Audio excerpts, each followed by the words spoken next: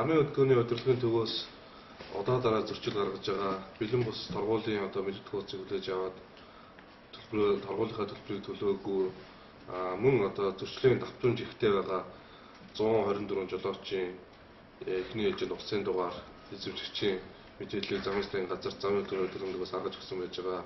Энэ мэдээллийн мөрөөр бид эдгээр зөрчил гаргасан жолоочд нарт захын арга хэмжээг чагтгаж тооцох арга хэмжээ бол эхэлсэн байна. Тухайлбал өчигдрийн өдөр бол замын өдгөөний дүрмийг 22 удаа хурд хэтрүүлж зөрчилсөн 0546 улсын дугаартай Toyota Prius маркийн автомашины эзэмшигчийг дуудаж тухайн автомашиныг жолоодож явдаг жолоочийн иргээг бол 2 жил хүртэл хугацаагаар хасах шийтгэл бол ногдуулсан.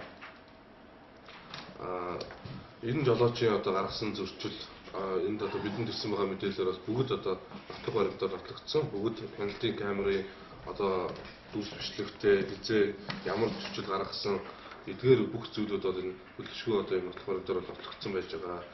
Иймд одоо хөдөлгөөнд оролцох жолооч иргэдтэй анхааруулж хэлэхэд хэдийгээр та одоо торгууль шийтгэлийнхаа төлбөрийг төлж байгаа боловч олон удаагийн зөрчилд автагдах юм бол замын засгийн газраас таны хөдөлгөөнд оролцуулахгүй байх тал дээр бол хуулийн дагуу арга хэмжээг бол авч ажиллана гэдгийг бол нийт хэрэгцээтэй хэлээ.